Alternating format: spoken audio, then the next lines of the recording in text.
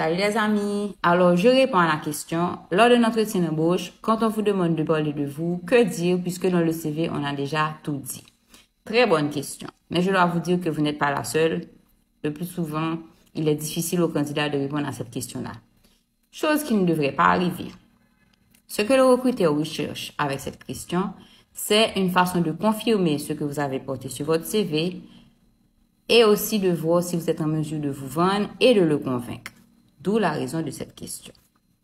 Comment répondre? Vous allez, en premier lieu, prioriser vos formations académiques et professionnelles. On ne vous demande pas de remonter sur vos études classiques et primaires, secondaires. Si vous êtes un professionnel déjà accompli, on ne va pas vous demander de remonter depuis. OK? Ensuite, vous allez répondre en deuxième lieu. Vous allez poursuivre avec vos expériences professionnelles et conclure avec la raison pour laquelle vous avez décidé de postuler pour ce poste-là. Un exemple, sur moi bien sûr.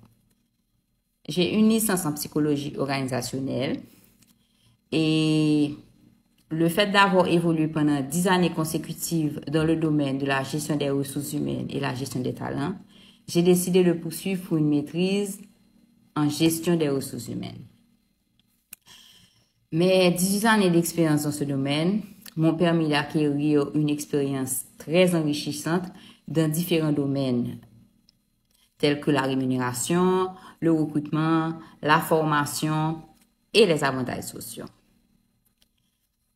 Mon dernier poste en tant que directeur des avantages sociaux m'ont permis de mettre en valeur mes compétences en leadership et en esprit d'équipe pour avoir mené une équipe de 4 personnes. Du coup, le poste que vous offrez en tant que directeur exécutif des ressources humaines me permettra d'évoluer professionnellement et aussi d'élargir mon expérience dans le domaine de la gestion des ressources humaines. J'espère que cet exemple vous sera utile. Vous pouvez puiser de cet exemple-là et que dorénavant, vous vous sentez beaucoup plus confiant et serein pour répondre à cette question. Et n'oubliez pas, une entrevue d'embauche, ça se prépare. Essayez de voir plus ou moins les questions qui sont le plus souvent posées et vous préparez à bien votre entrevue de sélection personnelle. Je vous dis merci pour votre attention. À bientôt.